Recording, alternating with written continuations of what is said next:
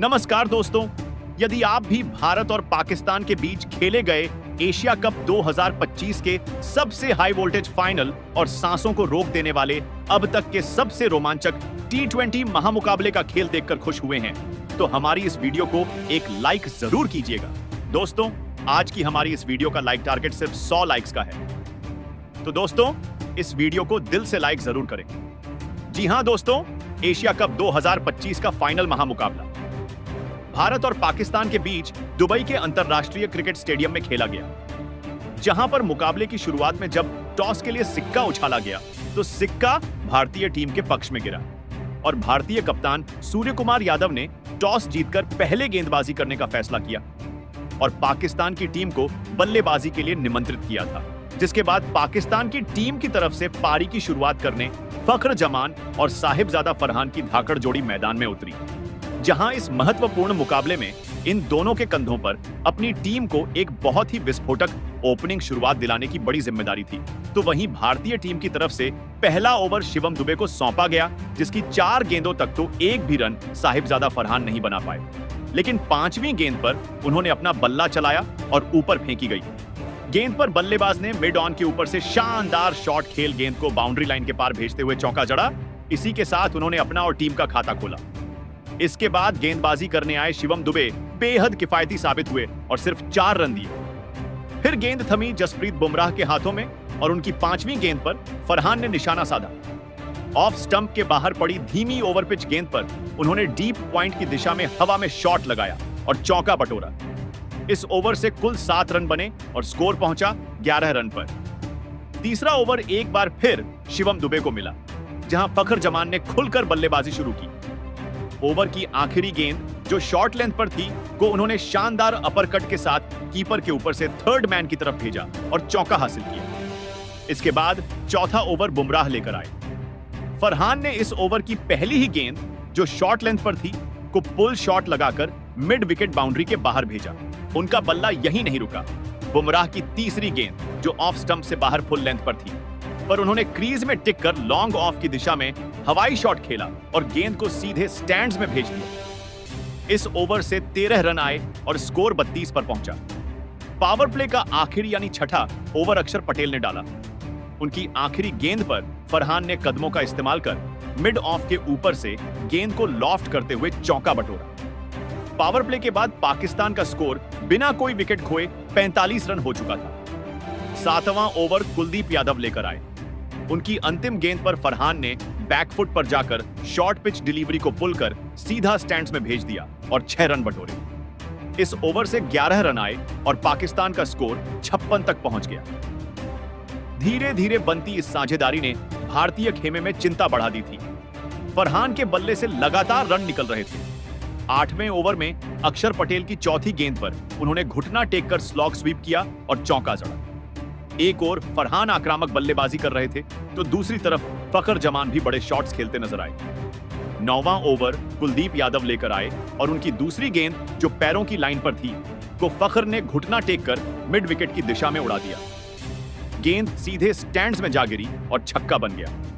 इसी ओवर की चौथी गेंद पर फरहान ने 2 रन दौड़कर अपने अर्धशतक को पूरा किया। इस अहम मुकाबले में उनकी शानदार पारी ने पाकिस्तानी फैंस को रोमांचित कर दिया और पूरा स्टेडियम तालियों से गूंज उठा। इस ओवर से कुल 13 रन आए और भारतीय कप्तान सूर्य कुमार यादव दबाव में नजर आने लगे। 10वां ओवर गेंदबाजी करने आए वरुण चक्रवर्ती। भारतीय टीम को यहां से विकेट की उम्मीद थी। तीसरी गेंद पर फरहान ने जोरदार शॉट लगाया और गेंद को सीधे बाउंड्री के बाहर भेज दिया छक्के के लिए। लेकिन अगली ही गेंद पर चक्रवर्ती ने वापसी करते हुए फरहान को तिलक वर्मा के हाथों कैच आउट करवा दिया। फरहान 57 रन की शानदार पारी खेलकर पवेलियन लौटे और 84 रनों की अहम साझेदारी का अंत हुआ। यह बड़ा विकेट भारत के लिए राहत लेकर आया। अब बल्लेबाजी के लिए आए सैम अय्यूब। 10 ओवर पूरे होने पर पाकिस्तान का स्कोर 70-7-1 था। 11वां ओवर डाला शिवम दुबे ने। उनकी तीसरी शॉर्ट पिच गेंद पर अय्यूब ने मिड विकेट की दिशा में पुल शॉट लगाया और चौका हासिल किया। फिर 5वीं गेंद जो लेग स्टंप के बाहर थोड़ी शॉर्ट थी को उन्होंने फाइन लेग बाउंड्री की ओर खेला और एक और चौका जड़ दिया। इस ओवर से पाकिस्तान को 11 रन मिले। दूसरी ओर फखर जमान भी लय में खेल रहे थे। 12वां ओवर डालने आए तिलक वर्मा और उनकी दूसरी गेंद पर फखर आगे बढ़कर शॉट खेल गए। गेंद सीधी गैप में गई और चौका मिलते ही पाकिस्तान का स्कोर 100 के पार हो गया। 12 ओवर के बाद स्कोर था 107/1 और अय्यूब तथा फखर की जोड़ी एक और साझेदारी बनाने लगी थी, जिसने भारत की परेशानी बढ़ा दी थी। लेकिन 13वें ओवर में कुलदीप यादव ने मैच का रुख पलटा। उनकी 5वीं गेंद पर सैम अय्यूब बड़ा शॉट लगाने की कोशिश में चूक गए और बुमराह के हाथों कैच आउट हो गए।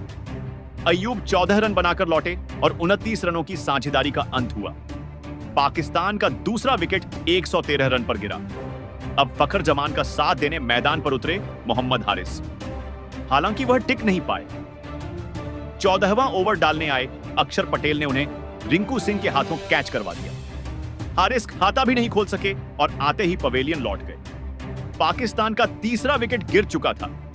इसके बाद बल्लेबाजी के लिए कप्तान सलमान आगा मैदान पर आए। दूसरी ओर फखर जमान डटे हुए थे और बड़े शॉट खेलकर रन बना रहे थे। 15वें ओवर में वरुण चक्रवर्ती की तीसरी गेंद पर उन्होंने आगे बढ़कर जोरदार शॉट खेला और गेंद को लॉन्ग ऑन बाउंड्री के ऊपर से सीधे दर्शकों के बीच भेज दिया छक्के के लिए। लेकिन चक्रवर्ती ने तुरंत वापसी करते हुए अगली ही गेंद पर फखर को कुलदीप यादव के हाथों कैच करा दिया। फखर 46 रन की पारी खेलकर पवेलियन लौटे और पाकिस्तान का स्कोर 126 पर चौथे विकेट के नुकसान के साथ लड़खड़ा गया। इसके बाद हुसैन तलत मैदान पर आए। शानदार शुरुआत के बावजूद अब पाकिस्तान ने 4 विकेट गंवा दिए थे। 15 ओवर पूरे होने पर स्कोर था 128 पर 4। भारतीय गेंदबाज अब पूरी तरह मुकाबले में लौट आए थे और पाकिस्तान दबाव में आ चुका था। 16वें ओवर में अक्षर पटेल ने तीसरी गेंद पर हुसैन तलत को विकेटकीपर संजू सैमसन के हाथों कैच करवाकर पवेलियन भेज दिया। तलत केवल 1 रन बना पाए और पाकिस्तान का स्कोर 131/5 हो गया। अब बल्लेबाजी के लिए आए मोहम्मद नवाज, लेकिन 17वें ओवर में कुलदीप यादव ने पाकिस्तान की उम्मीदों को झटका दे दिया। उनकी पहली ही गेंद पर कप्तान सलमान अली आगा संजू सैमसन को कैच देकर मात्र 8 रन बनाकर लौट गए। इसके बाद आए शाहीन अफरीदी, लेकिन कुलदीप ने उन्हें चौथी गेंद पर एलबीडब्ल्यू आउट कर दिया। अफरीदी खाता भी नहीं खोल सके और पवेलियन की राह पकड़ी। ओवर की आखिरी गेंद पर कुलदीप ने फहीम अशरफ को तिलक वर्मा के हाथों कैच करवा दिया। अशरफ भी बिना कुछ खास योगदान दिए आउट हो गए। पाकिस्तान का स्कोर अब 134 पर 8 विकेट हो चुका था। कुलदीप ने इस ओवर में सिर्फ 1 वाइड दिया और 3 विकेट लेकर पाकिस्तान की कमर तोड़ दी। इसके बाद बल्लेबाजी के लिए हारिस रऊफ आए। उन्होंने आते ही 18वें ओवर की दूसरी गेंद पर बुमराह को थर्ड मैन की दिशा में हल्के हाथों से खेलकर चौका लगाया, लेकिन बुमराह ने तुरंत वापसी की और 5वीं गेंद पर रऊफ को क्लीन बोल्ड कर दिया। रऊफ केवल 4 रन बना पाए और पाकिस्तान का 9वां विकेट 141 के स्कोर पर गिरा। आखिरी बल्लेबाज के रूप में अबरार अहमद क्रीज पर आए, लेकिन 19वें ओवर में वरुण चक्रवर्ती ने कसी हुई गेंदबाजी करते हुए सिर्फ 5 रन दिए। इसके बाद 20वां ओवर संभालने आए जसप्रीत बुमराह। उनकी पहली ही गेंद पर मोहम्मद नवाज ने बड़ा शॉट खेलने की कोशिश की, लेकिन गेंद सीधी रिंकू सिंह के हाथों में चली गई और पाकिस्तान की पूरी पारी सिमट गई। पाकिस्तानी टीम 146 रन पर ऑल आउट हो गई और भारत के सामने जीत के लिए 147 रन का लक्ष्य रखा गया। लक्ष्य का पीछा करने उतरी भारतीय टीम की ओर से ओपनिंग करने आए अभिषेक शर्मा और शुभमन गिल। इस अहम मुकाबले में दोनों पर टीम को तेज और दमदार शुरुआत दिलाने की जिम्मेदारी थी। पाकिस्तान की तरफ से पहला ओवर लेकर आए शाहीन अफरीदी। उनकी दूसरी ही गेंद पर अभिषेक शर्मा ने आगे बढ़कर पॉइंट की दिशा में शानदार पंच लगाया और चौका हासिल करते हुए टीम का खाता खोला। इस शॉट से अभिषेक ने अपना इरादा साफ कर दिया। पहले ओवर से भारत ने 7 रन बनाए, लेकिन दूसरा ओवर लेकर आए फहीम अशरफ ने भारत को बड़ा झटका दिया।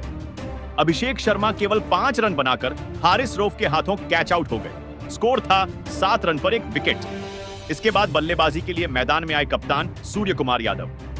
सभी की निगाहें कप्तान पर थीं कि वह मुश्किल परिस्थिति में टीम को संभालेंगे, मगर शाहीन अफरीदी ने तीसरे ओवर की तीसरी गेंद पर सूर्या को सलमान आगा के हाथों कैच करवा दिया। सूर्या सिर्फ 1 रन बनाकर लौट गए और भारत ने 10 रन पर ही दूसरा विकेट गंवा दिया। अब गिल का साथ निभाने क्रीज पर आए तिलक वर्मा। चौथे ओवर की 5वीं गेंद पर उन्होंने फहीम अशरफ की लेंथ बॉल को समझदारी से खेलते हुए लेग साइड में पुल किया और चौका बटोरा। लेकिन अशरफ ने अगली ही गेंद पर भारत को एक और बड़ा झटका दे दिया। शुभमन गिल 12 रन बनाकर हारिस रऊफ के हाथों कैच आउट हो गए। भारत का तीसरा विकेट 20 रन पर गिरा। अब संजू सैमसन बल्लेबाजी करने उतरे। भारत पर दबाव साफ नजर आ रहा था क्योंकि शुरुआती 4 ओवरों में ही 3 विकेट गिर चुके थे। हालांकि सैमसन ने आते ही आक्रामक इरादा दिखाया। 5वें ओवर की आखिरी गेंद जो शाहीन अफरीदी ने ऑफ स्टंप के बाहर फुल लेंथ पर डाली थी को उन्होंने शानदार ड्राइव करते हुए चौका जड़ा। अब भारत को साझेदारी की सख्त जरूरत थी और जिम्मेदारी तिलक वर्मा व संजू सैमसन के कंधों पर आ गई थी। पावर प्ले का आखिरी यानी छठा ओवर फहीम अशरफ लेकर आए। यहां तिलक वर्मा ने आक्रामक रूप दिखाया। तीसरी गेंद जो गुड लेंथ पर धीमी गति से फेंकी गई थी को उन्होंने बैकफुट से कवर और मिड ऑफ के बीच शानदार पंच कर चौके के लिए भेजा। अगली ही गेंद पर तिलक ने लेग स्टंप के बाहर डाली गई गेंद को फाइन लेग की ओर उछाल दिया और गेंद सीधे स्टैंड्स में जाकर गिरी। शानदार छक्का। इस ओवर से 11 रन मिले और 6 ओवर पूरे होने पर भारत का स्कोर 36 पर 3 था। हालांकि शुरुआती झटकों के बावजूद तिलक का बल्ला अब लय में आ चुका था। 7वें ओवर में मोहम्मद नवाज गेंदबाजी करने आए।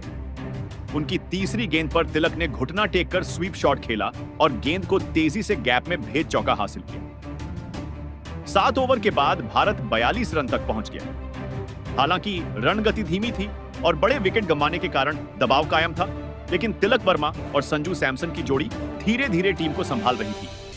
भारतीय दर्शकों ने भी राहत की सांस ली।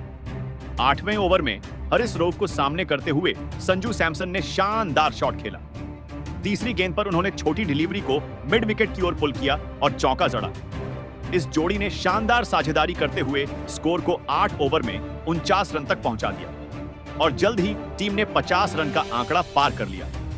9वां ओवर लेकर आए अबरार अहमद। इस ओवर में सैमसन ने तीसरी गेंद पर बड़ा शॉट खेलने की कोशिश की। किस्मत से हुसैन तलत ने कैच टपका दिया और भारत को अहम मौके पर जीवनदान मिल गया। टीम का स्कोर अब 54 रन पर पहुंच चुका था। 10 ओवर पूरे होने तक भारतीय टीम ने जैसे तैसे 58 रन बना लिए थे। अब भी जीत के लिए अंतिम 10 ओवरों में 89 रनों की जरूरत थी। लक्ष्य बड़ा नहीं था, मगर लगातार विकेट गंवाने के कारण दबाव साफ झलक रहा था। 11वें ओवर में अबरार अहमद फिर आए। उनकी तीसरी गेंद ऑफ स्टंप के बाहर पड़ी, जिसे तिलक ने शानदार अंदाज में उठाकर लॉन्ग ऑन की दिशा में गगनचुंबी छक्के में बदल दिया। इससे टीम को राहत मिली और साझेदारी मजबूत दिखने लगी। 12वें ओवर में सैम अय्यूब गेंदबाजी करने आए।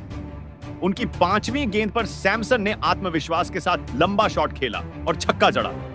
इस शॉट के साथ भारत 76 रन तक पहुंच गया और दोनों बल्लेबाज टीम को मजबूती देते हुए दिखे। धीरे धीरे तिलक वर्मा और संजू सैमसन के बीच 57 रनों की अहम साझेदारी बन चुकी थी।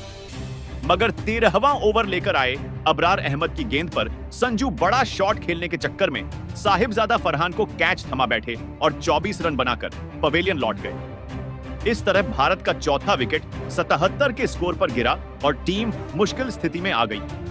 अब जिम्मेदारी संभालने के लिए शिवम दुबे क्रीज पर उतरे। भारतीय टीम 4 अहम विकेट गंवा चुकी थी, इसलिए तिलक और दुबे पर मैच को संभालने का दबाव साफ दिख रहा था। वहीं पाकिस्तानी गेंदबाजों ने रन बनाना और भी कठिन कर दिया था। भारतीय बल्लेबाजों को सिंगल डबल के लिए भी मशक्कत करनी पड़ रही थी और चौकों छक्कों की बात तो दूर थी।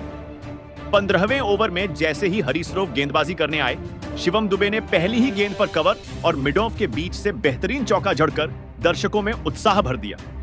इसके बाद तिलक वर्मा ने भी उसी ओवर में शानदार चौका जड़ा और अंतिम गेंद पर गगनचुंबी छक्का लगाकर टीम को बड़ा सहारा दिया। नतीजा यह रहा कि 15 ओवर तक भारत का स्कोर 100 पर पहुंच चुका था। अब जीत के लिए अंतिम 30 गेंदों में 47 रन चाहिए थे और 6 विकेट बाकी थे। 16वां ओवर अबरार अहमद ने किया, जिसमें शिवम दुबे ने पहली ही गेंद पर आगे बढ़कर मिड विकेट की दिशा में शानदार छक्का जड़ दिया और स्कोर 111 तक पहुंच गया। अब 24 गेंदों में 36 रन का लक्ष्य रह गया था। हालांकि 17वें ओवर में शाहीन अफरीदी ने बेहद कसी हुई गेंदबाजी करते हुए भारतीय बल्लेबाजों को खुलकर खेलने का मौका नहीं दिया और दबाव दोबारा बढ़ गया। 18वें ओवर में जब हारिस रऊफ गेंदबाजी करने आए तो उनकी अंतिम गेंद पर शिवम दुबे ने जोरदार छक्का लगाकर मैच को रोमांचक बना दिया। भारत का स्कोर 18 ओवर में 130 पर पहुंच चुका था। अब आखिरी 2 ओवरों में जीत के लिए सिर्फ 17 रन की दरकार थी। क्रीज पर मौजूद शिवम दुबे और तिलक वर्मा पूरे आत्मविश्वास के साथ टीम को एक और एशिया कप जिताने की ओर बढ़ते दिख रहे थे। 19वां ओवर फहीम अशरफ लेकर आए। इस ओवर की चौथी गेंद पर शिवम दुबे ने बेहतरीन टाइमिंग से चौका जड़ दिया और भारतीय खेमे में उम्मीदें और बढ़ गईं। हालांकि इसी ओवर की अंतिम गेंद पर फहीम ने दुबे को शाहीन अफरीदी के हाथों कैच करवा दिया। शिवम ने 22 गेंदों पर 33 रन की शानदार पारी खेलकर टीम को मजबूत स्थिति में पहुंचाया। अब जीत के लिए भारत को अंतिम 6 गेंदों में 10 रन चाहिए थे।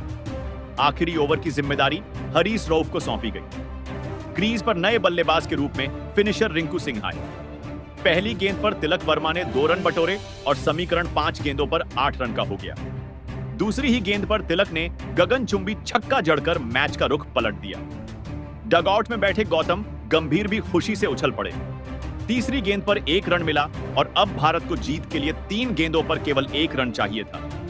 चौथी गेंद पर रिंकू सिंह ने शानदार चौका जड़कर भारत को ऐतिहासिक जीत दिला दी। टीम इंडिया 19.4 ओवर में 5 विकेट खोकर लक्ष्य हासिल किया और एशिया कप 2025 का खिताब अपने नाम कर लिया। इस रोमांचक फाइनल के असली हीरो तिलक वर्मा रहे, जिन्होंने 53 गेंदों पर 69 रनों की शानदार पारी खेली। वहीं कुलदीप यादव ने गेंदबाजी में कमाल दिखाते हुए 4 अहम विकेट झटके। बल्लेबाजी में तिलक और गेंदबाजी में कुलदीप दोनों ने मिलकर भारत को चैंपियन बनाया। तो दोस्तों, आप तिलक वर्मा की बल्लेबाजी और कुलदीप यादव की गेंदबाजी को 10 में से कितने अंक देंगे? अपनी राय जरूर दीजिए और अगर चैनल पर नए हैं तो सब्सक्राइब करना न भूलें।